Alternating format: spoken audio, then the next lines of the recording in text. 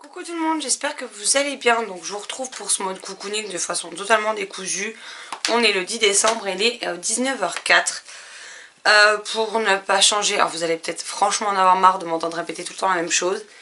Mais là l'année qui s'est écoulée, je suis complètement crevée, de chez crevée. Et je me suis endormie, enfin je comatais sur mes lectures très tôt, là la dernière semaine. Donc clairement je vous ai pas pris le soir parce que quand j'ai arrêté de lire parce que je piquais du nez, c'était pour aller me coucher tout simplement. Donc voilà, donc je vais essayer de reprendre un peu plus ce mode cocooning ce week-end. Parce que pour la première fois, depuis un bon mois et demi, le week-end, je ne fais rien. Je vais ouvrir au chat, je reviens. Le pire, c'est que j'ai super méga envie de lire. Il y a beaucoup de titres de ma pile à lire, récents, pas récents, qui me font extrêmement envie. Et je m'endors sur mes lectures. Je crois qu'il n'y a rien de plus saoulant que ça en fait. Là je revenais vous faire mon avis sur deux lectures que j'ai faites ces derniers temps. Alors sachant que la dernière en date m'a pris 10 jours. Hein, alors que j'ai beaucoup aimé. Voilà. Ce n'est pas du tout la faute au livre, c'est juste moi qui n'arrivais pas à lire plus de 50 pages par jour. Donc forcément ça complique un petit peu les choses. Mais là ce week-end comme j'ai dit, après c'est le week-end prochain. On voit des amis et le week-end après c'est Noël avec mes beaux-parents et mon beau-frère. Donc clairement je veux juste ce week-end être peinard. J'avais 2-3 courses à faire, je les ai fait en sortant du boulot, comme ça je ne bouge plus mon cul, de mon pilou, de mon poncho polaire, alors celui-là ou l'autre, et je ne bouge pas mon cul de la maison, tout simplement. Je me repose, je me détends et basta, ça ira très bien pour le week-end. Donc un des livres que j'ai lu, alors si vous ne le voyez pas, c'est que je me suis rendu compte que dans le précédent mode cocooning, je vous en ai parlé. Pour être totalement honnête, je m'en souviens pas du tout, donc je tourne la vie au cas où, mais voilà. S'il n'y a qu'un livre, c'est parce que vous l'aurez déjà vu le précédent. Donc on a mon roman de l'Avent, Le Règne mystérieux de Natacha Godot chez Ozu, qui est un livre calendrier de l'Avent, tout simplement. Donc alors moi j'ai découpé les pages pour le lire, bien entendu, mais vous voyez, par jour, au mois de décembre, vous avez 4 pages qui sont attachées. Ici, entre les pages, vous passez une règle, puisque c'est prédécoupé pour ouvrir les pages. Et donc, vous avez vos 4 pages de texte avec vos illustrations qui apparaissent et qui vous permettent de découvrir donc, le chapitre du jour. Si j'aime beaucoup le principe des calendriers de l'Avent, alors j'aime le concept. Maintenant, moi, je n'ai aucune patience là-dessus. Et ouvrir une case tous les jours, même quand j'étais gamine, quand on ferait des calendriers de l'Avent au chocolat, ça me gonflait. En général, j'ouvrais rien. Et au bout d'une semaine, j'ouvrais tout d'un coup. Je les mangeais pas forcément tous d'un coup, mais j'ouvrais tout d'un coup parce que j'aime le concept en soi, mais en pratique, j'aime bien le concept pour les autres plus que pour moi en fait, tout simplement. Sauf quand c'est des calendriers de l'Avent comme j'ai pu recevoir de Marilyn, où là, voilà, on sait jamais à quoi s'attendre, donc on est content d'ouvrir la case et on sait que c'est des cadeaux qui ont été choisis avec soin pour nous. Et donc là, c'est encore autre chose que les calendriers de l'Avent, on va dire tout prêt, entre guillemets. Donc ici on va y suivre Elliot. Elliot vit avec ses parents. Ils ont un élevage de rennes. Alors je sais plus où ils vivent, dans quelle ville. Mais voilà. Et Elliot est très content parce que pour la première fois il va rencontrer sa cousine Flore qui habite en Afrique dans une réserve. Et qui vient d'abord et ensuite ses parents arriveront quelques jours plus tard pour le réveillon de Noël. Les rennes, en fait ils vont trouver un renne qui a un comportement bizarre et qui semblerait-il brille. Et il va se passer tout un tas d'événements assez bizarres. Il y a quelqu'un qui rôde autour des rennes quand il fait nuit. Ils retrouvent des objets bizarres et tous les deux vont lier des liens puisqu'ils ne se connaissaient pas et partir à l'aventure et dans leurs enquêtes tout au long de ce tome. C'est quelque chose que j'ai beaucoup aimé. Donc tout simplement, ce livre jeunesse regroupe à peu près tout ce que j'aime dans la littérature jeunesse. C'est-à-dire on a des liens d'amitié ou familiaux qui se développent, dont on prend connaissance. On a de la magie, on a pour le coup tout ce qui est parfait pour la saison. Donc le froid, les rennes qui peuvent faire penser aux rennes du Père Noël notamment. On a toute cette ambiance avec la neige qui tombe. Il y a vraiment tout ce qui fait ce petit côté magique, on va dire, à l'approche des fêtes que j'ai beaucoup apprécié. Les personnages sont quand même très attachants. Alors oui, il y a des choses qu'en tant qu'adulte, on va voir venir. Les filles de ma copine Nat ont deviné aussi certaines choses. Mais voilà, même s'il y a des choses qui se devinent, n'empêche qu'on est dans une espèce d'histoire un peu à la mode d'un conte, mais un conte plus épais du coup. Et je sais pas, j'ai été captivée, j'ai été transportée dans cette histoire, j'ai adoré la découvrir. Et j'espère que Ozo gardera ce concept de calendrier de l'Avent pour nous proposer d'autres ouvrages dans les années à venir. Mais en tout cas voilà, de chouettes personnages, un dépaysement total de par l'environnement dans lequel évoluent nos personnages, des liens qui se créent, une créature que je ne connaissais pas. Alors je ne sais pas si on la côtoie dans d'autres récits ou non, franchement je sais pas, j'ai pas fait de recherche. Mais voilà, que je ne connaissais pas, que j'ai aimé découvrir. Et puis ouais, ce petit côté qui pour moi était très magique et très appréciable dans cette période de l'année. Donc voilà, si vous ne connaissez pas, je vous le recommande très chaudement. En même temps, il n'y a pas beaucoup de surprises jusqu'à présent de tous les livres Ozo que j'ai lus. On ne peut pas dire qu'il y en ait beaucoup que j'ai pas aimé. Il y en a peut-être un ou deux que j'ai trouvé moins bons que les autres. Mais en soi, à chaque fois, je passe de très très bons moments avec leurs ouvrages. Et c'est vraiment une maison d'édition que j'ai découvert tardivement. Mais pour le coup, je me rattrape plutôt pas mal quand même. Et ensuite, comme je le disais, je voulais lire le début, enfin lire un livre en entier, celui que je vais vous présenter, et lire le début de celui-ci. Si j'arrive à l'attraper. Qui était La Cité de Laiton de S.A. Chakraborty chez De Saxus. Clairement, il est épais. J'ai mis 10 jours à lire l'autre parce que j'arrivais pas à avancer de par la fatigue. Donc, je n'ai pas pu commencer celui-ci pour savoir si oui ou non j'aimais et si oui ou non je précommandais. Néanmoins, j'ai revendu des livres à une copine et du coup, plutôt qu'elle me donne les sous, je lui ai demandé de me précommander le tome 2, chose qu'elle a faite puisque à 10 centimes près, on était sur la même somme. Donc, elle l'a reçu tout à l'heure et elle me l'a ramené. Donc, voilà le tome 2. Alors, j'avais dit que je n'achetais plus de suite si je n'avais pas lu les premiers tomes, mais vu que j'ai commencé la série en hardback et que chez De Saxus, c'est soit vous les commandez tout de suite, soit après ils ne sont plus réédités en relié par contre. Et ben du coup, j'ai pas voulu prendre le risque d'avoir le tome 2 qui me passait sous le nez, sachant que c'est une trilogie. Donc, voilà, il est là et on verra bien. Et j'ai également précommandé un autre tome 2, mais je vais déjà vous parler du tome 1. Donc nous avons L'Ascension de Camelot, le tome 1, La Duperie de Guenièvre de Kristen White chez De Saxus. Donc c'est ce livre avec une couverture un peu métallisée.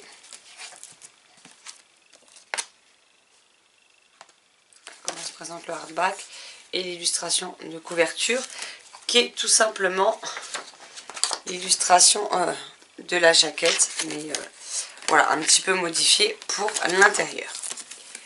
Alors, je sais que ce livre n'a pas forcément fait l'unanimité. Des gens l'ont adoré, d'autres n'ont pas du tout aimé. Et bien pour le coup, je fais partie de personnes qui ont énormément aimé cette histoire. Alors par contre, je vous le dis tout de suite, si vous cherchez un livre qui est bourré d'action, où il se passe tout le temps quelque chose, ce livre ne sera peut-être pas fait pour vous. Je m'explique. Dans ce livre, alors déjà je vais vous faire un résumé. On a Guenièvre, donc la princesse Guenièvre, qui est envoyée pour épouser le roi Arthur qui vit à Camelot. Et il y a une chose qui est cachée, c'est qu'on lui dit qu'elle doit se marier à Arthur pour le protéger. Pourquoi?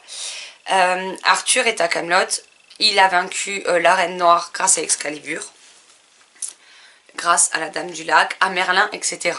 Merlin, comme tous les sorciers et magiciens du royaume, ont été bannis. Et la magie est interdite aujourd'hui à Camelot. Sauf qu'un danger rôde et que Guenièvre est envoyée pour épouser le roi Arthur, mais surtout pour avoir une certaine intimité avec lui, lui permettant de protéger Arthur contre cette chose, ou ces choses, ces êtres, on ne sait pas, malfaisants qui pourraient s'en prendre à lui. Donc Guenièvre est envoyée là-bas, elle a 16 ans, le roi Arthur est tout jeune puisqu'il en a 18, il est guère plus vieux qu'elle, pardon.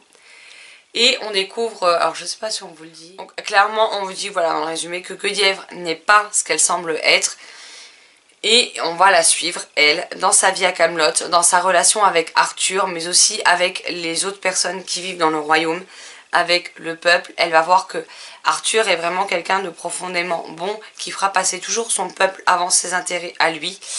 C'est un bon roi et elle essaie de faire en sorte de le protéger, d'en découvrir aussi un petit peu plus sur elle, parce qu'au final, elle se rend compte qu'elle n'a pas beaucoup de souvenirs de sa vie d'avant. Et tout ça l'interroge beaucoup, la questionne beaucoup, elle essaie d'en apprendre plus. Donc on est plus dans ce tome 1, dans une découverte de l'univers, une découverte des personnages, une introspection concernant Guenièvre, que moi j'ai beaucoup aimé. J'ai trouvé que le récit n'était pas lent, j'ai trouvé qu'il était plutôt dynamique, plutôt entraînant, plutôt addictif. Voilà, après comme je vous disais, oui j'ai mis du temps à le lire, mais clairement si j'avais pas été crevée à ce point-là, il m'aurait tenu 2 jours et demi et pas 10. Donc ça n'a vraiment rien à voir avec le récit en lui-même, que lui j'ai juste adoré. Je prenais un énorme plaisir à retourner à Camelot, à retrouver Guenièvre, à retrouver Arthur, ainsi que les autres personnages. Il y a aussi une particularité concernant l'un des personnages très connus de l'histoire de Camelot, des Chevaliers de la Table Ronde, etc., qui a été remanié et que j'ai grandement apprécié. J'ai beaucoup aimé ce remaniement. Alors après, je ne suis pas une experte en tout ce qui est Chevalier de la Table Ronde, Arthur, Camelot, Merlin, la Dame du Lac, Guenièvre, etc. Néanmoins, il y a une série, alors clairement, elle passait il y a très longtemps à la télé, puisque c'était quand j'étais enfant, et que j'ai quand même 36 balais. Donc forcément, c'est pas de toute jeunesse. Je ne sais plus du tout le nom de la série. J'ai essayé de chercher sur internet, mais j'ai pas réussi à retrouver. Mais voilà, c'était dans l'univers de cette série. Ce sont les seules connaissances que j'ai un peu de cet univers-là. Donc clairement, avec les années qui passent et le fait que c'est ma seule référence, j'ai pas beaucoup de connaissances sur l'univers. Mais pour le coup, moi, tout ce qui est chevalerie, univers médiéval et tout ça, de base, c'est pas ma came. Faut être honnête, je reconnais. C'est pas quelque chose qui m'attire particulièrement, c'est pas quelque chose qui de base me fait vibrer ou autre. Et pourtant, ici, j'ai passé vraiment un excellent moment. J'ai adoré les personnages, j'ai adoré les remaniements que fait l'autrice. J'ai aimé la façon dont est construite, la façon dont se déroule l'histoire. J'ai aimé la manière dont on a d'amener chaque élément, chaque événement qui se passe d'une certaine manière. On a des surprises concernant certains personnages, dont un que je n'avais pour le coup pas vraiment vu venir et que j'ai pris en pleine poire. Et du coup je suis très curieuse de savoir comment la suite des choses va se dérouler. Parce que pour le coup ça me rend hyper méga curieuse. Donc voilà. Et le résumé du tome 2 ne nous laisse pas en reste non plus. Il vous donne quand même pas mal envie d'y aller si vous avez aimé le premier tome. Donc voilà. Après oui, je suis d'accord. Il y a eu des erreurs de traduction dans notamment ce titre de la maison d'édition. La maison d'édition l'a clairement dit sur les réseaux sociaux. Il y a d'ailleurs eu un tollé autour de cette maison d'édition à cause de ça. Tollé qui j'estime n'est, à mon avis, chacun son opinion. Moi je donne la mienne et voilà, c'est tout. J'estime juste qu'on leur reproche des erreurs de traduction et qu'on leur a reproché de dire clairement les choses et d'être honnête avec le lectorat. Alors moi c'est quand même quelque chose que je comprends pas. C'est que on reproche aux gens, aux maisons d'édition, de pas dire la vérité, de cacher des choses. Et en même temps, quand les gens sont honnêtes et vous disent les choses, et ben vous avez toujours une grosse majorité qui n'aime pas et qui du coup se venge sur cette personne, cette maison d'édition, cette société ou que d'autres, ou quoi d'autre. Voilà. Maintenant, ils l'ont dit, oui, en effet, il y a des erreurs de traduction dans ce livre.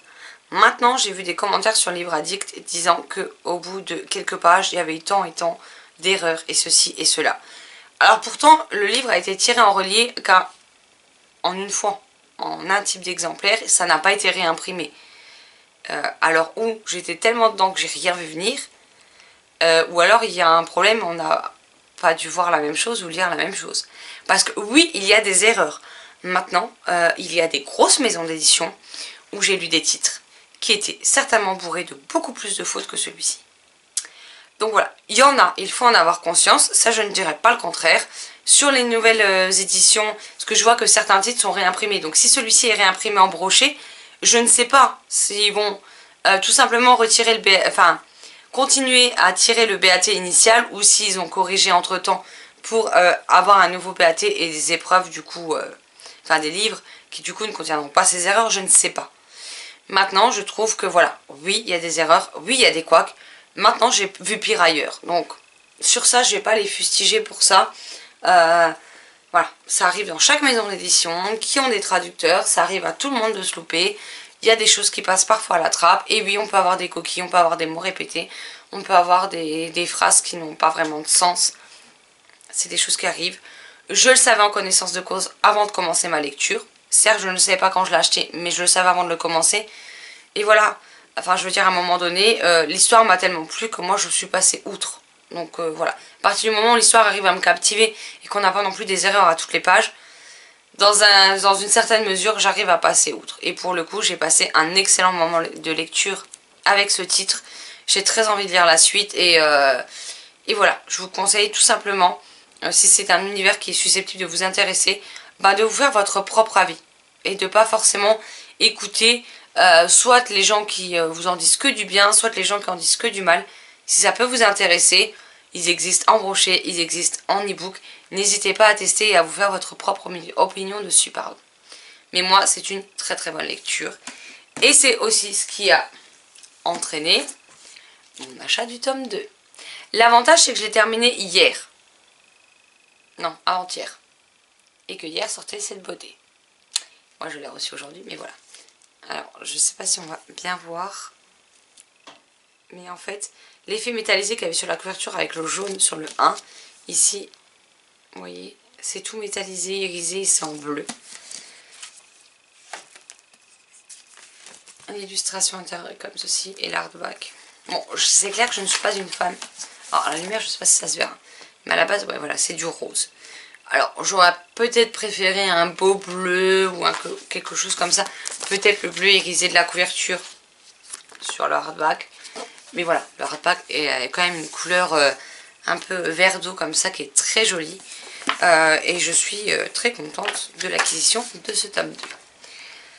Donc je vais peut-être pas le lire tout de suite parce qu'il fait à peu près la même grosseur que l'autre. De ce que j'ai vu. Voilà, un petit peu plus gros, il fait 442 pages alors que le premier en faisait...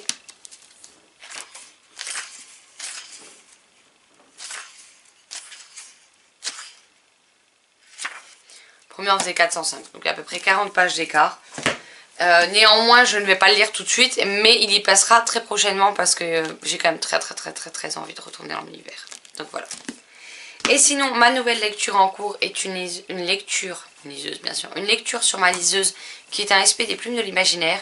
Et nous avons Un homme pour Noël d'Adé Martel, donc en auto-édition. Donc je suis également...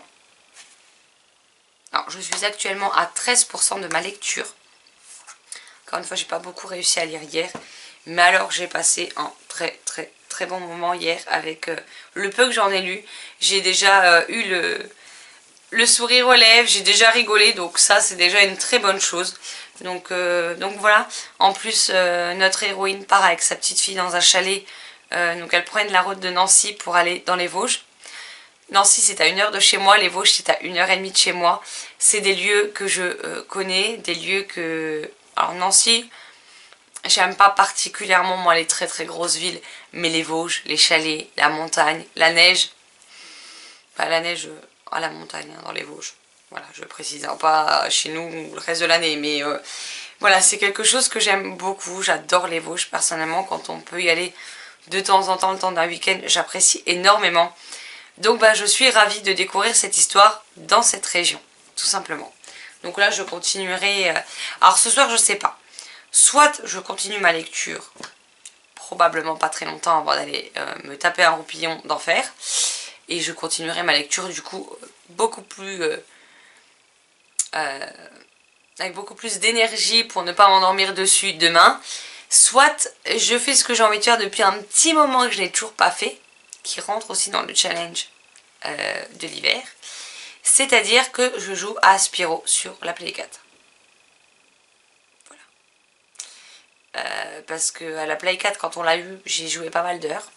Mais mon problème, c'est que la console, quand je me mets dessus, je ne sais pas jouer une demi-heure ou 1 heure. C'est-à-dire que quand je lance la console, je peux rester toute la journée devant. C'est pour ça que j'évite de... Je joue, mais je joue rarement à la console.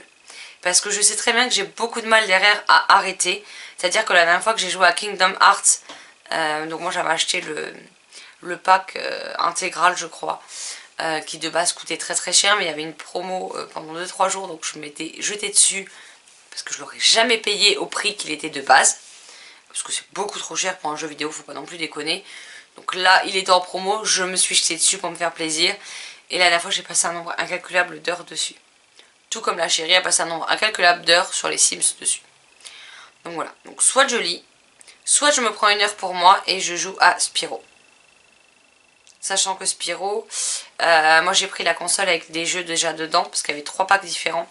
Soit un plus gros disque dur interne, soit avec des jeux, des vieux jeux qui ont été remasterisés, notamment avec Spyro la trilogie. Soit c'était un des derniers jeux sortis, je sais plus. Et moi j'ai choisi franchement celui avec Spyro. Parce que moi sur la Play, ce que j'aime c'est Ratchet et Clank, Spyro, Jax et Dexter, les Crash Bandicoot.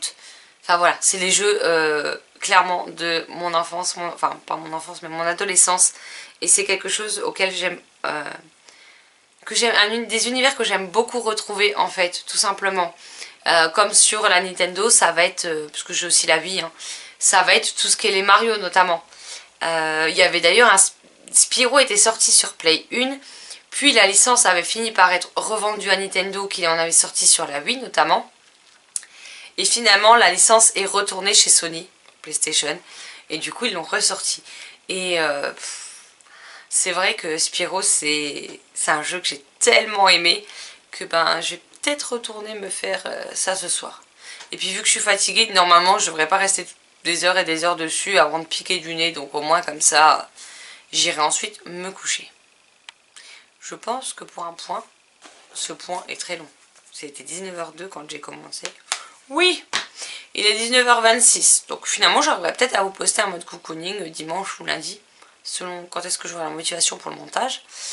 Mais si je tourne des plans à chaque fois de 20 minutes, ça peut aller vite quand même. Donc voilà, là je vais me poser un petit peu avec ma lecture sur liseuse, en attendant que le repas cuise, et puis quand la chérie m'appelle, ben, je mettrai ma lecture en pause et j'irai donc la retrouver.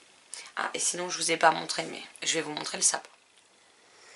Alors voilà, le seul truc dommage que je trouve sur le sapin, c'est que vous voyez ma guirlande électrique, je m'avance pas trop vite histoire que le focus se fasse, en fait est noire.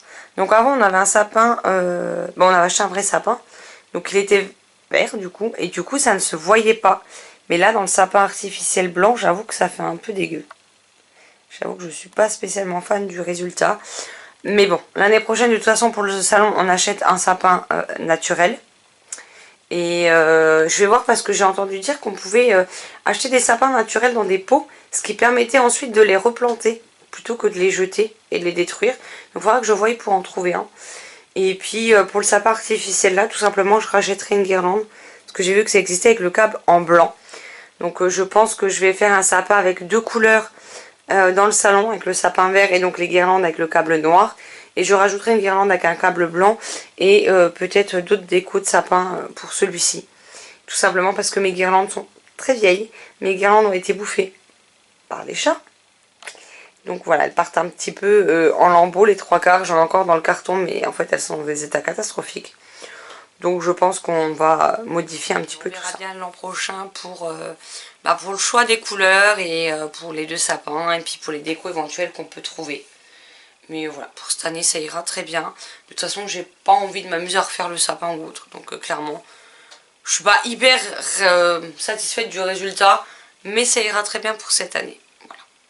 Bon sur ce je vous laisse et puis moi je vous retrouverai demain. Coucou, donc je vous retrouve, on est du coup samedi 11 décembre, je vais y arriver. Il est 19h13. Donc je suis habillée parce que je vous avais dit que je faisais un week-end glandage, lecture, dormir et ne rien foutre.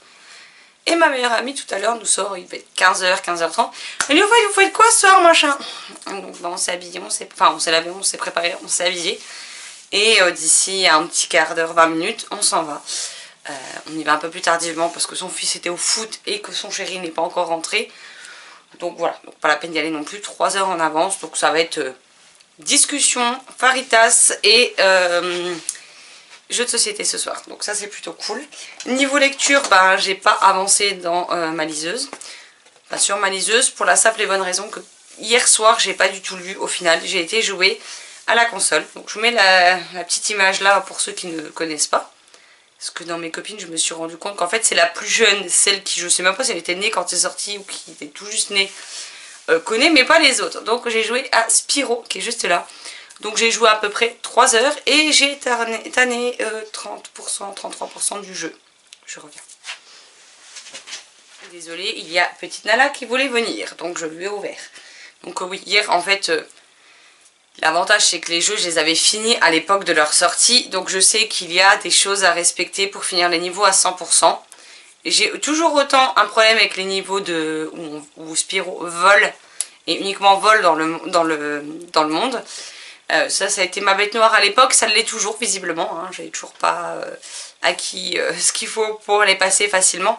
Mais voilà, sinon j'essaie de tout finir à 100% au maximum.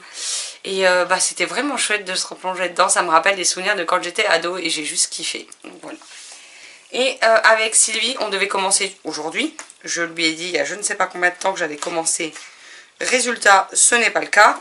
On commence aujourd'hui les épreuves du croissant de lune, pardon, le tome 1, Rina l'apprentie sorcière, de Shona Deschamps, donc en auto-édition, qui était le projet Ulule auquel j'ai participé.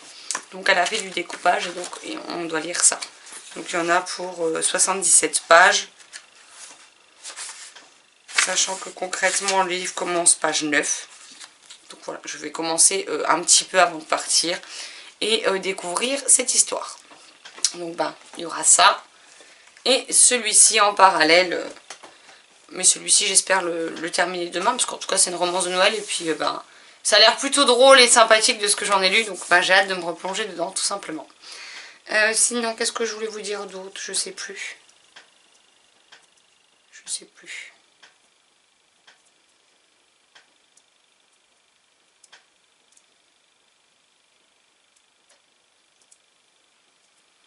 Du coup dimanche je sais pas s'il y aura eu une vidéo, enfin demain du coup pour moi, mais dimanche pour vous, parce que vu qu'on n'est pas là ce soir, j'ai pas fait de montage, honnêtement j'ai pas foutu grand chose de la journée, déjà je me suis levée à 11 h, donc voilà. J'ai beaucoup discuté avec les copines, on a regardé un peu des épisodes de la Reina del Flow avec la chérie sur Netflix, on a un peu avancé là-dedans, on a aussi joué à l'ordi, donc clairement j'ai pas foutu grand chose de ma journée, mais j'ai passé une bonne nuit, c'est déjà ça. Et je me suis fait réveiller en sursaut par un chat qui était en train de brailler après un élastique à cheveux. Voilà. Parce que je vous disais que NJ elle râlait après. Mais Beastie fait la même en volume sonore beaucoup plus bruyant. Donc en fait elle est en train de jouer. Elle était en train de le balader d'un bout à l'autre du couloir. Donc elle fonçait dans les portes. Particulièrement celle de la chambre. Et elle venait et elle hurlait. Elle le prenait, elle le jetait sur le lit, elle revenait le prendre. Elle courait comme une tarée. Donc le réveil était beaucoup moins sympa que la nuit que j'ai passée, mine de rien. Donc moi je vais me poser un petit peu pour lire et puis je vous reprendrai demain pour continuer ce mode cocooning tout simplement. Coucou tout le monde. Alors ça fait un petit moment encore une fois que je ne suis pas revenue vous parler. On est le 15 décembre, j'ai aucune idée de l'heure qu'il est. 21h39. Donc aujourd'hui je n'ai pas travaillé puisque j'ai été à des rendez-vous médicaux à 1h à peu près de chez moi. Donc je suis partie quand même vers 9h30 ce matin et on est rentré, il était 17h20. 25, quelque chose comme ça. Il y avait le colis de Sylvie qui est arrivé au relais, elle avait récupéré le mien. Donc on s'est ouvert les colis en visio. Donc là je viens de tourner la partie cadeau Noël de Sylvie pour vous montrer tout ce qu'elle m'a encore offert. Donc je suis déjà bien gâtée rien qu'avec 2 colis, donc ça promet. Donc voilà. Vendredi, samedi, je vois des amis, donc je leur offre leurs cadeaux et j'ai mes cadeaux aussi. Normalement j'aurais dû vous tourner un tag, le musical book tag créé par Tania, mais clairement je n'ai pas eu beaucoup de temps ni beaucoup de motivation ces derniers jours, faut être honnête. Donc voilà, aujourd'hui j'ai pas eu le temps du tout, hier j'ai pas vraiment eu le temps non plus, et le week-end dernier j'avais un petit manque de motivation. J'étais claquée, j'avais juste envie de me poser et de rien faire, enfin si, de lire ou de regarder la série Netflix, la Reina del Flow qu'on regardait avec la chérie, mais c'est tout quoi. Donc je l'ai pas tournée et j'aurais dû parce qu'en fait là j'étais prise à court et j'ai pas pu la tourner. Sinon niveau lecture, alors sur ma liseuse, je suis toujours dans Un homme pour Noël de A.D. Martel en auto-édition que malheureusement j'ai pas eu le temps de reprendre. J'avais pris aujourd'hui pour mon rendez-vous médical Malenfer le tome 7. Comment vous dire que j'ai pas lu grand chose et qu'en plus de ça j'ai été dérangée par des gens qui parlaient fort en salle d'attente, donc j'ai pas vraiment réussi à lire. Donc clairement, j'enlève le marque-page. Et pour les 10 pages que j'ai lues, c'est pas ça qui va me changer grand chose. Et je le reprendrai, j'espère dans le week-end avoir le temps de le lire. Voilà. Et là, avec Sylvie, là par contre, je suis bien avancée dedans, hein, soyons honnêtes. Nous sommes dans Les épreuves du croissant de lune de Shona Deschamps en auto-édition, pardon.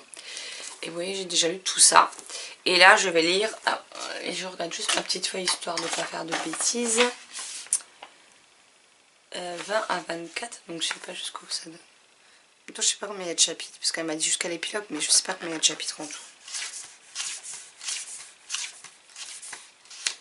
L'épilogue est là. Là, il va pas rester lourd.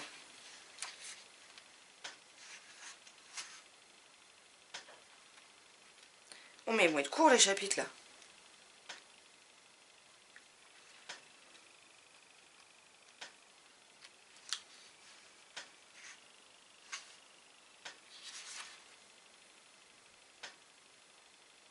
J'ai même pas 40 pages.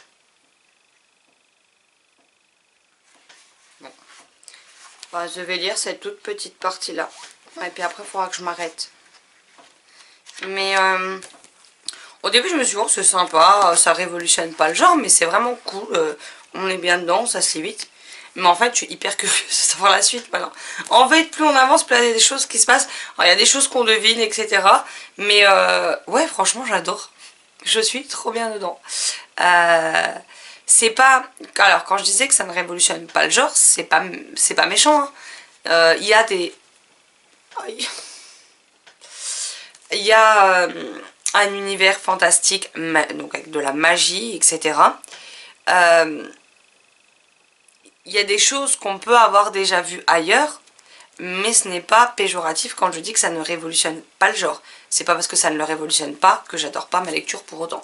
Parce que franchement, pour le coup, je suis à fond dedans. Je suis totalement à fond dedans. Et étant donné que celui-ci vient juste de sortir, comment vous dire que le deuxième et dernier tome, parce que normalement c'est un diptyque, je pense qu'on va l'attendre un bon moment. Voilà. Donc c'est trop bien, mais après je me dis que je vais être frustrée d'attendre d'avoir autant d'attente pour avoir la suite. Mais bon, je le savais avant de le commencer, hein, donc tant pis, Sylvie m'a proposé... Au début je voulais pas le lire maintenant, je voulais attendre un petit peu, quelques mois, pour au moins qu'on ait des infos sur la sortie éventuelle du tome 2, etc. Et puis Sylvie m'a proposé en NLC, et puis j'ai pas su refuser, parce qu'il me faisait quand même envie, donc voilà. Donc là, clairement, ma soirée, il est terminé, quoi. Déjà, si Sylvie avait fini la partie du jour, enfin de hier, voilà, je l'aurais terminé, il reste 90 pages. Mais bon, bah, je vais lire mes 40 pages et puis je vais attendre demain pour lire la suite. Mais il est vraiment chouette, donc je peux déjà vous le recommander. Donc voilà pour le petit point. Là, je vais aller laver ma tasse, me faire couler un thé, je pense. Et puis je vais reprendre ma lecture tranquillou, tout simplement. Et puis ben moi, je vous retrouverai quand je l'aurai terminé pour faire mon avis lecture. Donc je pense demain soir, sans doute. Si Sylvie est à jour, sinon ben, je serai obligée d'attendre. Puis vendredi, je pense pas avoir beaucoup de temps pour lire. Moi, j'arrive à lire un peu le midi.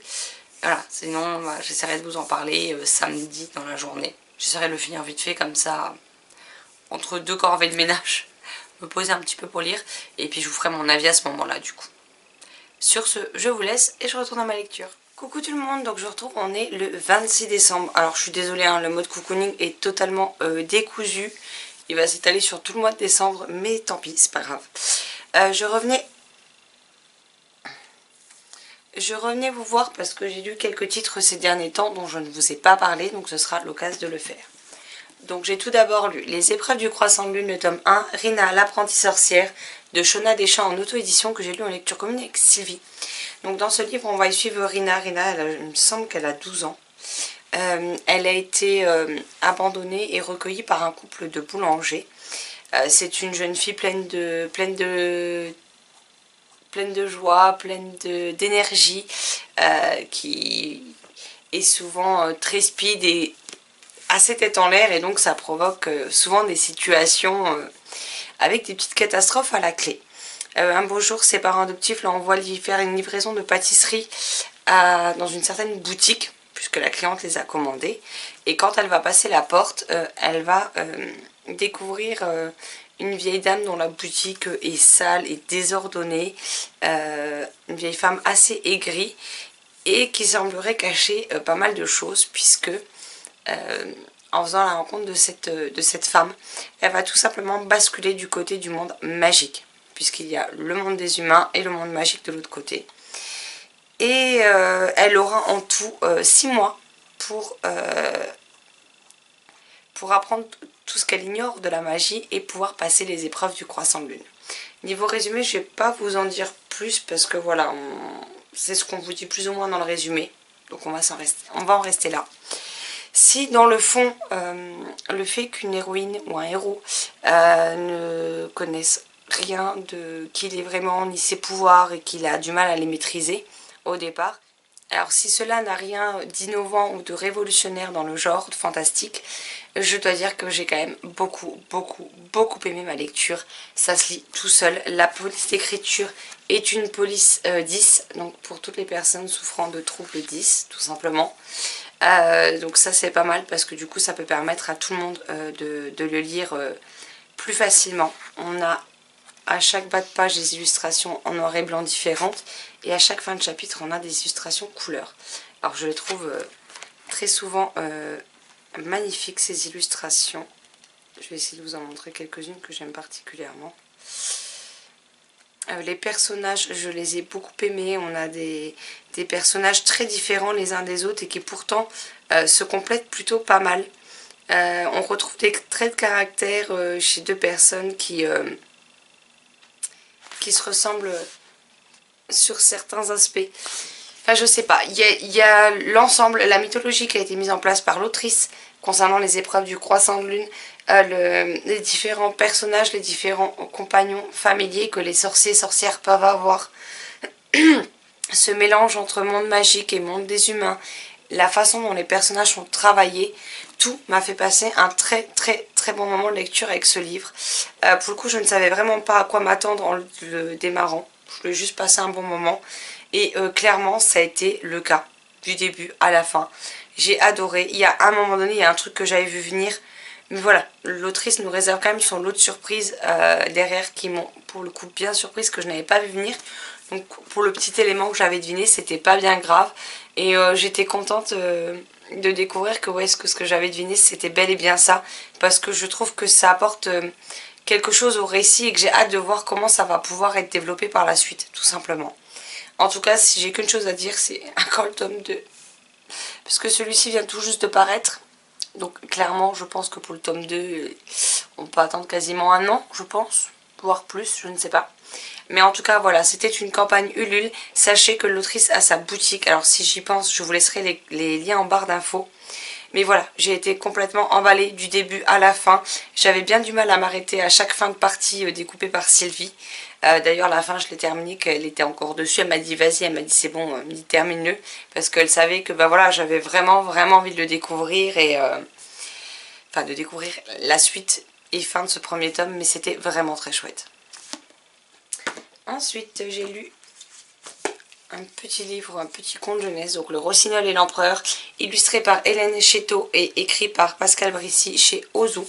Donc c'est une histoire que je sais que beaucoup de monde connaissent. Alors moi je connaissais le nom, mais je ne l'avais jamais lu. Donc bah, du coup c'était l'occasion de le découvrir. Voilà, j'aimais cette petite collection de contes. J'avais aussi La soupe aux cailloux, pareil, écrit par Pascal Brissy, et je ne sais plus quel illustrateur dans la même collection. Mais voilà, un petit conte que j'ai pris beaucoup de plaisir à découvrir. Et puis bah, j'en lirai probablement d'autres par la suite. Ensuite, j'ai lu Le Maître des licornes, le tome 1 de Éric Sanvoisin et Federica Frena chez Ozu, collection pas à pas, donc dès 7 ans. Donc ici, on est dans le royaume d'If et on va y suivre Aelig. Aelig est le fils du Maître des licornes. Les licornes ont pendant longtemps été chassées, persécutées. Et elles ont failli finir... les personnes qui en voulaient après les licornes ont failli menacer les licornes d'extinction. Et donc un maître des licornes a été désigné pour prendre soin d'elles et faire en sorte que l'espèce soit protégée. Donc c'est le travail du père d'Aelig qui prend son travail très à cœur. Aelig est passionné par les licornes, mais des fois il aimerait bien voir autre chose. Et il a un lien particulier avec une licorne, mais alors je ne sais plus comment elle s'appelle. Kalian, pardon. Et un beau jour, malheureusement, quelqu'un va kidnapper Kalian. Aelig va demander à son père de tout faire pour la retrouver, mais il explique bien que malheureusement il ne peut pas partir à la recherche de Kalian et de laisser les autres licornes sans surveillance, etc. Il ne peut pas risquer de laisser toutes les autres qui sont là, avec les risques que cela peut engendrer pour l'espèce, pour partir au secours de Kalian. Et Aelig, qui est très proche d'elle, va décider de s'enfuir et de partir lui-même à la recherche. Donc voilà un peu le pitch de ce premier tome. Je dois dire que j'ai passé un bon moment avec. Alors après, ça reste plus ou moins introductif dans ce premier tome. Néanmoins, j'ai hâte de savoir ce qu'il se passera par la suite. Donc je vais voir pour me procurer la suite prochainement, parce que j'ai bien envie de découvrir la suite. Et puis là, on est vraiment sur la licorne, l'animal blanc, majestueux, et pas la licorne qui rote des paillettes et qui chie des arcs-en-ciel. Donc voilà, c'est ce type de licorne là que moi j'apprécie beaucoup en littérature, ou en dessin animé, en film, etc. Donc forcément, j'ai très envie de découvrir la suite. Ensuite, j'ai lu Malenfer, le tome 7, il était temps. Donc La Cité Noire de Cassandra O'Donnell, publié chez Flammarion Jeunesse et illustré comme d'habitude par Jérémy Fleury. Donc ici, on y retrouve donc nos personnages, Gabriel et Zoé, qui sont dans une quête. Alors, je vais éviter de vous dire quelle quête, parce que si vous n'avez pas lu les autres tomes, je risquerais de vous spoiler. Mais voilà, on continue à les suivre dans leur quête suite aux événements qui se passent dans le tome 6. Je vous montre un petit peu les illustrations en noir et blanc. Et je dois dire que, encore une fois, je me suis très vite replongée dedans. J'ai aimé retrouver nos personnages. J'ai aimé voir comment les choses évoluaient pour eux. Ça me fait penser un petit peu à Harry Potter, dans le sens où, en fait, le lecteur grandit avec les livres, avec les tomes qui sortent d'année en année. Donc forcément, les tomes, ce tome-ci par exemple, est beaucoup plus sombre que le premier ou le deuxième de la série. Parce qu'il y a... c'est divisé en 2 cycles pour le moment, je crois, mais en tout, on en est au 7e tome.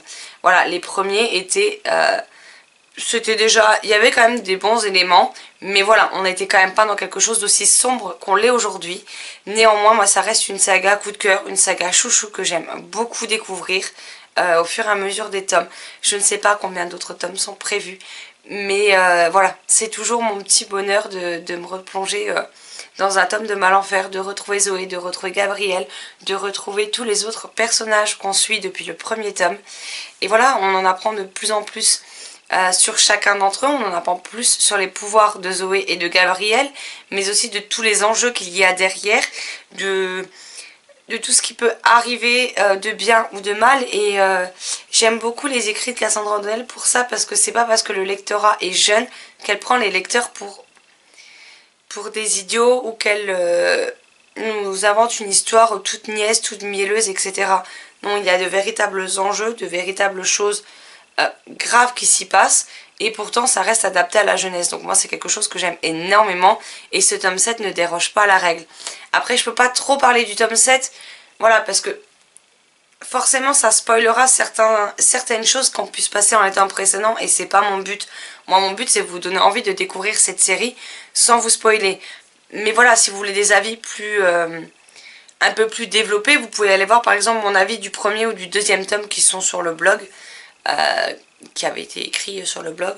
Et voilà, pour en savoir un petit peu plus. Mais c'est une saga que j'affectionne tout particulièrement, donc moi je dirais que ça se lit à partir de 8-10 ans. Donc voilà, si vous connaissez toujours pas, que vous n'avez toujours pas craqué, n'hésitez pas, parce que c'est vraiment une série chouette, et les personnages évoluent de tome en tome, et j'aime beaucoup ça. Et pour terminer, pour la flopée d'avis lecture, je vais vous parler de Cet hiver, donc de Alice Oseman chez Hachette Roman, pardon. Donc c'est tout simplement un hors-série de la série Heartstopper. Donc Heartstopper, ce sont des romans graphiques qui seront en tout en 5 tomes. 4 sont déjà parus chez Hachette. Et là, pour Noël, nous avons 2 tomes hors série, donc ils disent des novellas, qui sont sortis. Nous avons donc Cet hiver qui se lit. Alors, on lit les tomes 1, 2, 3, 4 de Heartstopper. On lit Cet hiver. On lit Nick et Charlie. Et ensuite, il y aura le tome 5 de Heartstopper, pour ceux qui se posent la question. Donc ici, on va suivre donc Nick et Charlie pendant les périodes de fête. Après les événements qui se sont passés dans le tome 4. Donc, pour ceux qui n'ont pas lu la série, je n'en dirai pas plus. Mais voilà, Charlie est de retour dans sa famille pour les fêtes de fin d'année. Et donc, il a une bonne partie de sa famille. Il va retrouver sa sœur, pardon, son petit frère, ses parents, mais aussi plusieurs membres de la famille. Les oncles, les tantes, les cousins, les cousines, les grands-parents des deux côtés. Et malheureusement, le Noël risque de s'avérer peut-être un petit peu compliqué pour la famille Spring. Et donc, on va les suivre dans cette atmosphère. On va aussi retrouver du coup Nick, qu'on a connu dans les tomes précédents. Et je dois dire que c'était un vrai plaisir de retrouver Nick et Charlie. Ce sont des personnages auxquels je me suis beaucoup attachée dans Heartstopper. Désolée, il y a un trait de colle sur tout le long de la couverture, il faudra que je l'enlève. Donc j'avais très envie de découvrir ces 2 hors-série. Alors cette fois, c'est pas des romans graphiques parce que c'est vraiment écrit en mode roman. Même si vous avez quelques petits passages où on a des échanges de SMS. De temps en temps, vous avez une planche avec des dessins. Et par moments, vous avez ce genre d'encart avec des SMS d'échanger. Mais ça reste écrit de manière générale à la manière d'un roman classique et non pas d'un roman graphique comme les tomes principaux de la série. Voilà, c'était vraiment chouette de retrouver Nick et Charlie. Ce sont, comme je le disais, 2 personnages que j'aime énormément. Ils ont chacun un tempérament, une personnalité, des caractéristiques qui leur sont propres. Ce que j'ai aussi bien aimé dans ce tome-là, c'est qu'on suit aussi... on voit un peu son frère et sa sœur, donc Oliver et Tori. Et on apprend un peu plus à les découvrir également au travers de ce Noël qui promet d'être un petit peu compliqué pour nos personnages. Et c'était vraiment un plaisir. Là où par contre j'aurais un bémol à dire quand même, c'est que le livre de base fait 189 pages. Et que concrètement il n'en fait que 118. Vous voyez le marque-page, en fait je pensais qu'il me restait ça à lire. Cette partie-là. Mais non, là vous avez 118 pages qui concernent cet hiver. Et tout ça, c'est tout simplement, c'est écrit « Découvrez dès à présent un extrait de la novella Nick et Charlie dans l'univers de Heartstopper ». Donc vous avez 60 pages qui ne concernent pas cet hiver, mais qui concernent ce tome-ci. Et vous le payez 9,90 €. Alors que là, vous le payez 9,90 € également. Et là, vous avez 207 pages qui ne concernent que cette histoire. Vous n'avez pas d'extrait de cet hiver dedans. Donc en fait, je ne comprends pas pourquoi mettre 60 pages d'un extrait. Il en fait même pas de... Enfin, il en fait à peine 200. Pourquoi mettre autant de pages de l'extrait là-dedans? Enfin, mettez un chapitre si vous voulez, mais n'allez pas plus loin parce qu'après, ça donne plus envie de payer 10 € pour lire celui-ci. Et celui-ci, on a l'impression d'être un peu... de se faire un petit peu avoir quand même, quoi. Parce qu'en fait, on paye 10 balles pour 110 pages, enfin 118 pages, quoi. Donc, je trouve que c'était pas une bonne méthode ce qu'ils ont fait. Donc, moi, je m'arrête là puisque je compte lire Nick et Charlie que j'ai acheté. Donc, clairement, je lirai dans son tome à lui et pas commencer l'histoire dans celui-ci. Et je me le garde pour demain soir. Mais voilà, ce soir j'avais lu celui-là et je pensais qu'il serait plus long. En plus j'aurais bien aimé rester un petit peu avec eux pour terminer cette journée de réveillon. Enfin cette journée du 25 décembre de Noël. Et voir un petit peu plus de choses de Nick et Charlie. Donc pour le coup, s'il avait fait la bonne taille directement, je m'y serais attendue. Mais là je m'attendais à trouver encore autre chose derrière et au final rien du tout. Donc c'est le seul petit bémol parce qu'en soi l'histoire reste vraiment... chouette. Elle aborde quand même des thématiques très importantes et très actuelles. Donc voilà, si vous connaissez pas, je peux que vous recommander de découvrir Heartstopper parce que c'est une série à faire découvrir au plus grand nombre. Moi la preuve, je savais pas si j'allais accrocher ou autre. Sylvie me les a prêtés et au final je les ai mis dans ma wishlist de Noël. Solène m'a offert les 2 premiers. J'ai acheté le 4 parce que le 3 n'était plus en stock à ce moment là. Je me suis pris les nouvelles et il me restera le 3 à acheter. et le 5 quand il sortira.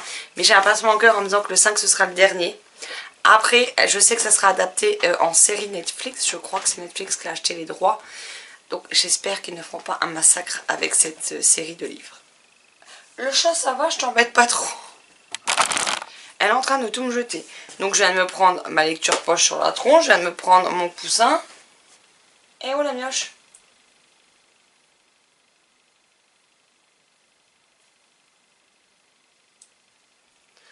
Ce chat.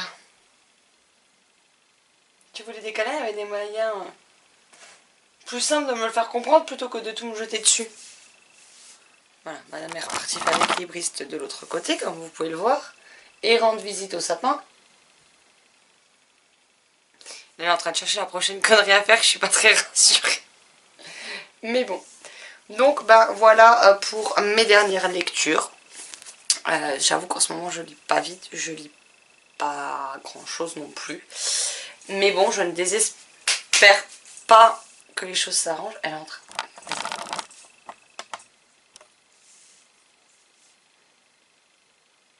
Elle est en train d'essayer de me bouffer la guirlande. Nala ?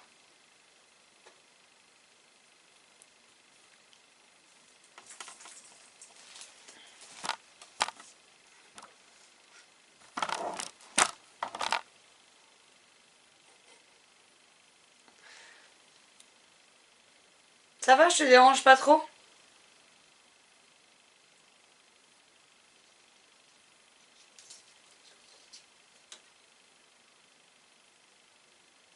Elle a une tête de fripouille. En plus, là, je sais pas si vous allez voir, mais la guirlande part littéralement en lambeaux. Je pense que l'année prochaine, je suis bonne pour acheter des guirlandes. Parce qu'elles commencent toutes à avoir une sale tronche avec le chat qui les grignote, qui donne des coups de patte.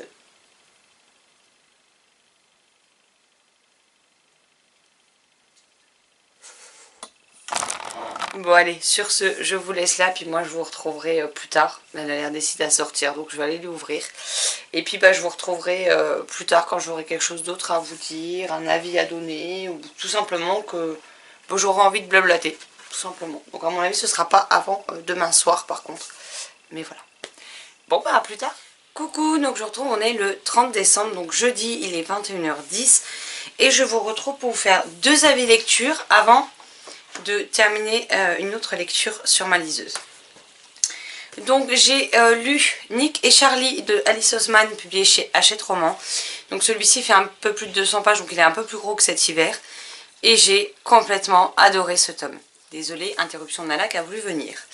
Donc je vous disais, j'ai adoré ce tome, donc qui est un hors-série. C'est une nouvelle qui se passe à la toute fin des cours de l'année scolaire du lycée, au moment où Charlie, lui, il lui reste une année de lycée à faire, alors que Nick va partir à la fac à la rentrée. Et cela va poser quelques tensions entre eux, etc. Et donc on va les suivre de la période, ouais, la fin des cours et une partie de l'été. Donc je suppose que ça va introduire du coup le tome 5 qui sortira, je l'espère, bientôt. C'était vraiment un tome qui a décrit les sentiments de chacun, qu'est-ce qu'ils peuvent ressentir, ce qu'ils peuvent exprimer, les besoins et les envies de chacun. Et j'ai trouvé que c'était superbement fait. J'ai été captivée par ce tome qui m'a fait pleurer, pour ne pas changer, hein. Franchement, il y a eu des moments où j'ai versé mes larmichettes, hein, clairement, donc voilà. Mais en tout cas, ouais, c'est une série que je vous recommande chaudement, les Heartstoppers, parce que ça parle vraiment de thématiques comme l'homosexualité, comme le coming out, comme la bisexualité, comme les problèmes autres importants, mais je ne vais pas vous donner toutes les thématiques non plus. Mais il y a pas mal de thématiques fortes, actuelles, qui sont abordées dans ces livres, et j'aime vraiment beaucoup la manière dont l'autrice traite le sujet. Il faut savoir que là l'autrice va sortir, alors on le voit là, alors ça c'est pas la couverture définitive française, il s'agit donc de Loveless, qui est sur je ne sais pas qui, je vous avouerai, mais j'aime tellement Heartstopper. J'avais aussi beaucoup aimé, je vous glisse la couverture ici, Silence Radio d'Alice Oseman, lorsqu'elle était sortie aux éditions Nathan. Je l'avais demandé clairement au culot aux éditions Nathan, et les éditions Nathan avaient accepté de me l'envoyer avec un autre titre. Autant l'autre titre a été un flop, autant Silence Radio, j'ai vraiment beaucoup aimé ce livre, qui est passé à pas grand chose du coup de cœur. Donc après je m'en étais séparée, je l'avais donné et honnêtement je le regrette un peu parce que je l'aurais bien relu, mais bon, que voulez-vous. Mais en tout cas voilà, je compte me commander Loveless et j'aimerais aussi beaucoup découvrir L'année solitaire qui en fait je ne le savais pas mais est sur le Tori, donc la sœur de Charlie de Heartstopper, donc voilà, il est sorti avant et il concerne sa sœur et du coup j'ai hâte de le découvrir également, tout simplement. Ensuite c'est un livre mais ce n'est pas un roman. Alors c'est un des cadeaux de Tania qui me faisait très envie. J'avais dit oui je vais lire un petit chapitre par-ci, un petit chapitre par-là, 15 pages par-ci. Et non. Non. Et il a tenu 4 jours je crois. Et j'ai lu, oula, avec les reflets on voit pas très bien, Le bonheur est dans le peu de Francine J aux éditions Pocket. Donc c'est un livre de développement personnel, notamment sur le désencombrement, le tri, le rangement, le minimalisme. Mais attention, c'est pas forcément un livre pour aller complètement dans le minimalisme épuré, où au final, on a un intérieur où il n'y a plus grand chose, même si ça peut être suffisant, il n'y a plus grand chose, parce que moi c'est pas ma vocation. Moi clairement mes livres, il est hors de question que je vide la pièce et que je garde 10 livres. En fait, ça c'est juste pas possible. Mais voilà, c'était vraiment, je voulais des pistes, des idées pour désencombrer, pour voir les choses différemment. Et ce livre, pour le coup, m'a fait beaucoup réfléchir. J'ai déjà commencé le tri dans certains endroits de l'appartement. Alors, j'ai pas attendu de lire ce livre pour désencombrer, pour trier, pour donner ce qu'on pouvait donner, pour revendre certaines choses, pour jeter ce qui malheureusement était inutilisable, que ce soit, je sais pas, des objets, des meubles, des objets de décoration, des habits. Alors quand c'est inutilisable, bon, ça, à un moment donné ça va à la poubelle. Quand je dis poubelle, ça veut dire ce qui se met à la poubelle dans une poubelle, sinon ça finit à la déchetterie. Je ne fais pas comme certains dans les immeubles à côté qui foutent tout en bas à côté des poubelles et qui comptent sur la mairie pour les emmener à la déchetterie. Déchetterie qui est à 2 km dans la même ville. À un moment donné... Alors j'avoue, moi mon problème c'est que mon balcon par exemple ressemble à un vrai bordel l'hiver. Autant l'été il est beau, il est ensoleillé, il y a plein de plantes, des fleurs, des machins, des trucs. Autant l'hiver il ressemble à rien parce qu'en général tous les gros trucs qu'il faut emmener à la déchetterie, vu que la déchetterie a des horaires d'été et des horaires d'hiver, elle est ouverte peu en hiver, donc je n'ai pas forcément toujours le temps, les moyens techniques de m'y rendre. Donc en général, tout ce qui peut être stocké sur le balcon en attendant de partir à la déchetterie, et moi on le met sur le balcon, et dès qu'on peut, on va à la déchetterie et on balance tout simplement. Donc je fais attention à où je jette mes déchets selon ce que c'est. Voilà. Mais voilà, ce livre m'a fait pas mal réfléchir, il m'a donné des petites astuces, des petites pistes vers lesquelles m'orienter et j'avais déjà très envie de désencombrer, ça fait des années. Hein. En général je le fais facile 2-3 fois par an. Mais j'ai l'impression qu'on a beau le faire. Sur le coup je suis hyper contente parce qu'il y a plein de choses qui quittent la maison. Soit on vend, soit on donne à des proches, soit on donne par exemple les vêtements. Il y a près d'un des centres commerciaux à côté, dans la ville d'à côté, vous avez des bennes pour les vêtements, c'est les associations en fait qui récupèrent ça. Donc on essaye quand on a des habits qui sont encore en bon état, mais que voilà, ou trop petits, ou trop grands, ou qui nous plaisent plus, on les met dans des sacs poubelles, parce qu'il faut mettre dans des sacs fermés, et ou les parures de drap par exemple, on les ramène dans les sacs et on les met dans la benne qui sont ensuite collectées une fois qu'elles sont pleines par les différentes associations. Donc je me dis voilà, ça peut toujours servir. Certes, c'est pas de toute jeunesse, c'est peut-être pas le dernier truc à la mode, mais voilà quoi. Je veux dire là par exemple la dernière fois, on a bazardé ce qu'on a acheté on a acheté une couette il y a 2 ans je dirais maintenant, qui est un peu plus grande que la précédente. Donc forcément les housses de couette qui étaient déjà ric-rac à l'époque ne passent plus, mais étaient encore en bon état. On avait des thés d'oreiller carrés, mais aujourd'hui les oreillers carrés ils sont ici quoi. Donc j'ai gardé de l'eau, parce que j'ai 2 oreillers, donc j'ai gardé de l'eau de 2 thés d'oreiller carrés qui vont avec les couleurs de la pièce. Mais j'en avais d'autres, donc tout ce qui était les housses de couette et les thés d'oreiller carrés qu'on n'utilise plus vu que maintenant on a des oreillers rectangulaires, on a tout mis dans un sac, on les a débarrassés par exemple. Voilà. Donc, mais j'ai l'impression qu'il y a toujours autant de choses, si ce n'est plus. Alors dans ce livre on vous dit bien qu'il faut faire attention quand vous faites le tri à ce qui rentre ensuite dans la maison. Et c'est là que ça pêche chez moi notamment. Donc ce livre m'a donné d'autres perspectives, d'autres idées et je vais tester au cours de l'année 2022. Donc du coup je suis très contente de l'avoir fini finalement cette année parce que je vais pouvoir attaquer dès le début de l'année avec ces nouvelles pistes, cette nouvelle façon de... Ouais, sans doute de consommer ou de voir les choses et je pense que ça peut être pas mal. Donc voilà, s'il y a un livre de développement personnel sur le tri que je pourrais conseiller, et ben c'est celui-ci. Parce que après j'en ai pas lu beaucoup, mais c'est celui-ci qui m'a le plus marqué en fait et qui m'a fait le plus me poser de questions. Donc un très très chouette livre.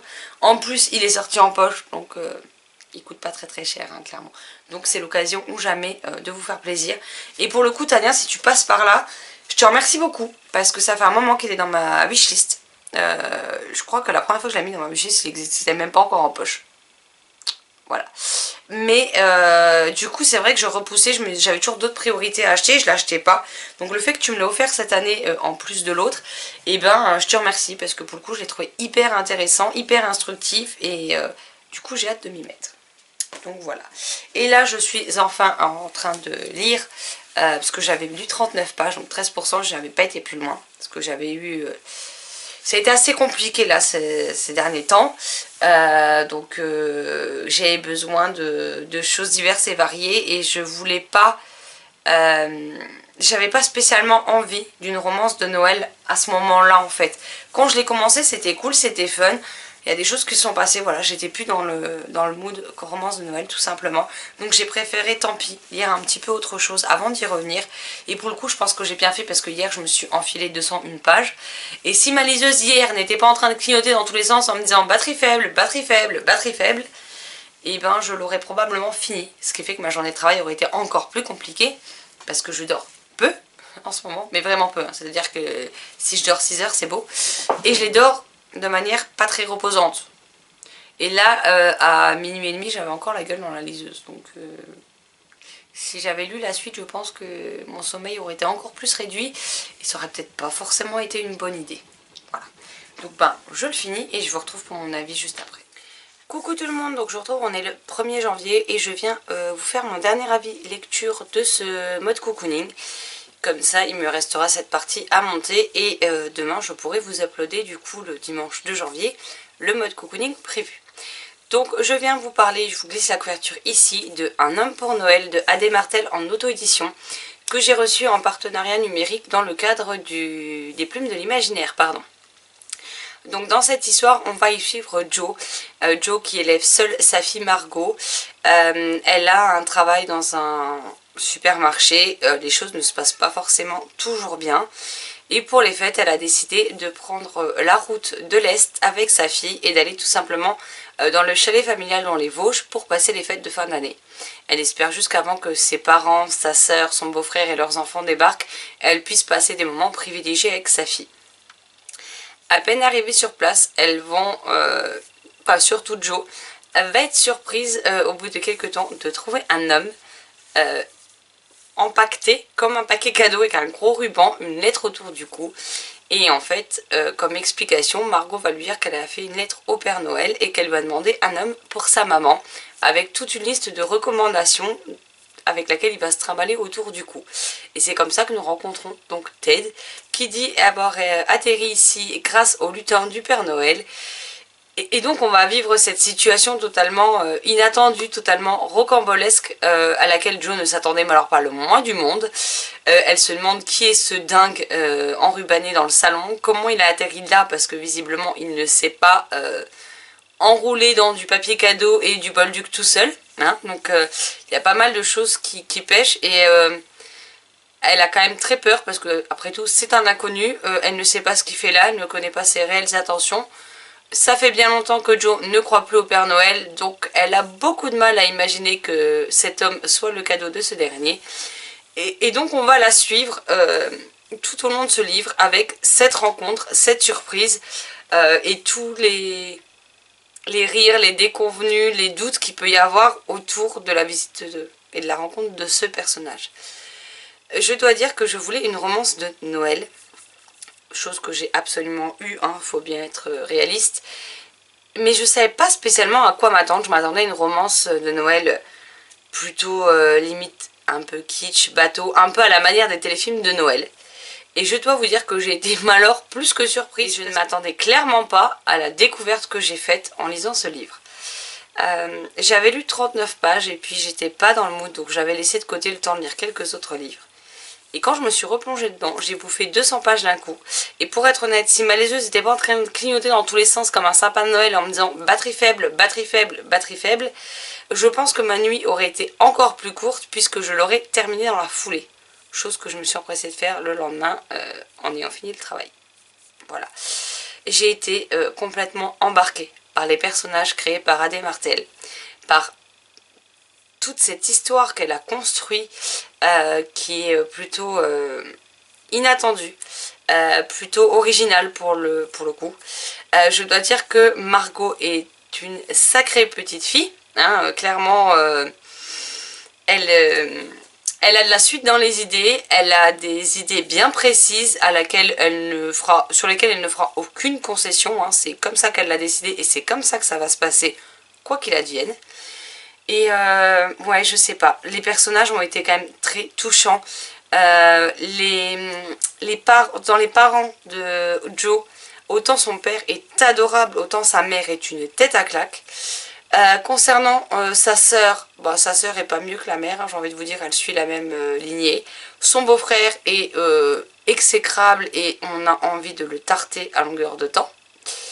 Leurs enfants sont des gamins qui on laisse plus ou moins tout passer et qui le savent bien et en profitent bien. Donc c'est vrai que quand on découvre la famille de Joe, à part le père, on se dit oula, ça va être compliqué, les fêtes vont être tendues pour Joe, pour Margot, mais aussi pour Ted, qui s'est retrouvé un peu au milieu de tout ça, sans avoir rien demandé, hein, faut être honnête. Surtout quand on va découvrir la raison du pourquoi, du comment. Alors là, je veux dire que c'est là que j'ai pris une grosse claque, parce que c'était là que je m'attendais clairement pas à ça. Je me demandais bien, tout comme Joe en fait, qui il était, qu'est-ce qu'il foutait là, comment il s'était retrouvé dans cette situation. Mais j'étais alors très très loin d'imaginer le pourquoi du comment. Donc ça, je dois dire que pour réussir à me surprendre dans une romance de Noël, il faut quand même y aller, parce que ça reste quand même des schémas de manière générale plutôt classiques, plutôt convenus à l'avance. Et même si là on se doute que c'est une romance de Noël, donc il va y avoir une romance entre Joe et Ted, l'autrice a su retourner les situations, dévier les choses et nous emmener là où peu d'autrices ou d'auteurs le font dans les livres de Noël, enfin les romances de Noël. Donc ça c'était vraiment très très chouette. J'ai passé un excellent moment avec. J'ai adoré les personnages principaux, donc Ted, Margot, Joe, son papa. J'ai aimé le fait qu'elle implique des choses plus graves et des situations plus difficiles dans une romance de Noël. Parce que notamment Joe est considérée un peu comme le vilain petit canard de la famille, du fait qu'elle n'ait pas de mari, du fait qu'elle a un boulot qui paye pas, qu'elle a du mal à joindre les deux bouts et qu'elle travaille souvent en faisant des heures sup et que ce temps-là, du coup, elle ne le passe pas avec sa fille. Et sa famille va bien lui faire sentir, en fait. J'ai trouvé sa famille quand même... par moments, je les ai trouvés limite inhumains. En même temps, ça reste crédible, ça reste réel, puisque c'est des choses que j'ai vues de mes propres yeux dans la vie réelle, donc je ne peux pas dire que c'est pas crédible, ce serait pas vrai. Ça l'est, mais clairement ça fait mal au cœur de voir comment ils peuvent agir avec elle, et j'espérais vraiment que les choses puissent s'améliorer, que les choses puissent changer. Je comprends pas qu'on puisse avoir un tel comportement en fait, surtout en période de fête où on est censé se retrouver avec nos proches, où on est censé célébrer, alors après pas forcément avec des tonnes de cadeaux ou autres, mais ne serait-ce que se retrouver autour d'un repas et passer des bons moments ensemble, mais ces bons moments n'existent pas en fait. Elle y va pour être jugée, pour être critiquée, pour être sermonnée toutes les 5 minutes de Joe. Et je sais pas comment elle fait pour encaisser tout ça en fait en permanence. Ouais, et il y a d'autres thématiques que je vais garder pour moi puisqu'ils font partie de ce qui m'a surprise. Mais voilà, le tout marche très bien, c'était une excellente histoire. Et du coup, je suis très contente de l'avoir découverte et je me dis que j'aurais peut-être pu la découvrir plus tôt. En tout cas, j'avais acheté, c'était l'an dernier, alors je ne saurais plus vous dire si c'était pendant le premier confinement ou par la suite. J'avais découvert la sortie de Revival, je sais pas comment ça se prononce, le tome 1 d'Adé Martel en auto-édition, que j'avais acheté et qu'au final je n'ai pas pris le temps, pas trouvé le temps de lire depuis. Mais pour le coup, vu ma super découverte avec Un homme de Noël, j'ai très envie de découvrir d'autres titres avec la plume de cette autrice. Donc voilà, si vous ne connaissez pas, que vous cherchez une romance de Noël qui sort un peu des sentiers battus, qui a des choses qui seront capables de vous surprendre, bah, n'hésitez surtout pas à vous tourner vers ce titre parce qu'il en vaut vraiment le détour. Donc voilà. Sinon, dans les prochains livres que vous allez voir passer sur la chaîne, j'ai préparé ce que j'aimerais lire.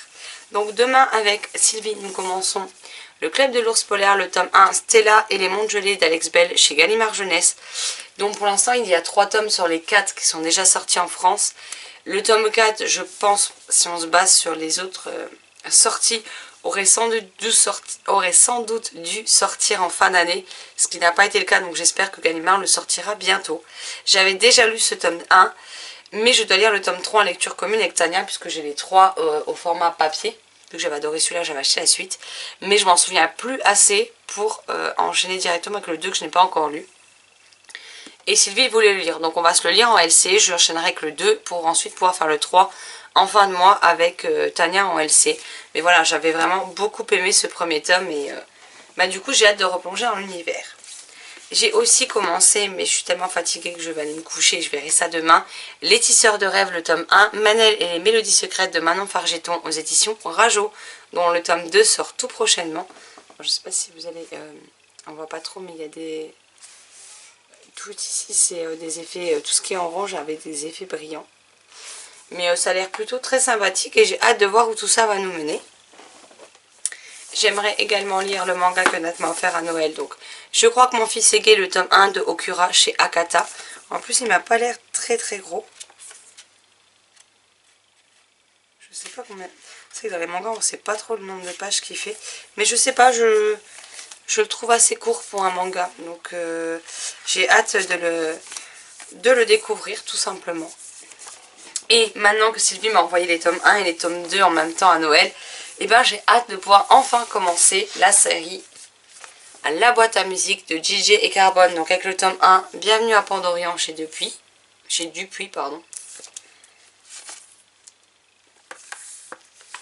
Le tome 2, Le Secret de Cyprien.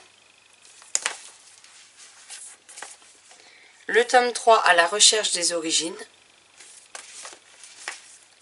Et le tome 4, La mystérieuse disparition. Je trouve que ces BD, ce qui me faisait envie de les découvrir, c'est déjà le résumé, mais aussi la colorisation, les graphismes que je trouve vraiment très beaux dans cette BD. Et voilà, la Sylvie me les a prêtés, donc je vais enfin pouvoir la découvrir. Et comment vous dire qu'en plus, il n'y a pas énormément de bulles, c'est quand même écrit assez gros. Donc je pense que je vais me faire une petite session... graphique demain du coup avec ces 4 tomes en BD et le manga, plus terminer le tome 1 des Tisseurs de Rêves et commencer la LC. Du coup on l'a découpé en 5 parties, donc ça fait à peu près 80 pages à chaque fois, du Club de l'Ours Polaire. Après c'est du Gallimard, donc c'est pas écrit non plus tout petit, et puis je me souviens d'avoir lu très très vite le tome 1, donc ça devrait pas poser de problème. Donc voici mes envies de lecture pour demain et peut-être lundi, sans doute. À moins que je tanne tout demain et que je passe ma journée à ça. Mais voilà. C'est ce que j'avais très envie de faire. Il faut aussi demain que je taffe un peu sur les résolutions que j'ai décidé de prendre pour cette année. Et que je vous tourne ensuite la vidéo. Là j'ai créé la miniature sur l'ordi. Mais voilà. Et puis une des résolutions sera de penser à faire plus régulièrement mes ongles, parce que j'avais commencé à les faire, mais en fait on avait utilisé, une amie qui me les faisait m'a utilisé une ponceuse électrique sur mes ongles, et en fait mes ongles sont tellement fragiles qu'ils n'ont pas du tout apprécié, c'est à dire qu'ils ne faisaient que casser, ils étaient dans un état épouvantable. J'avais tout le dessus de l'ongle qui avait pris cher, donc malheureusement j'ai pas pu continuer, il a fallu que j'attende que les ongles retrouvent une texture un petit peu mieux. Quand ça a été le cas, j'ai longtemps hésité, mais je me suis dit tant pis, je l'ai refait et ça les protégera en fait, tout simplement.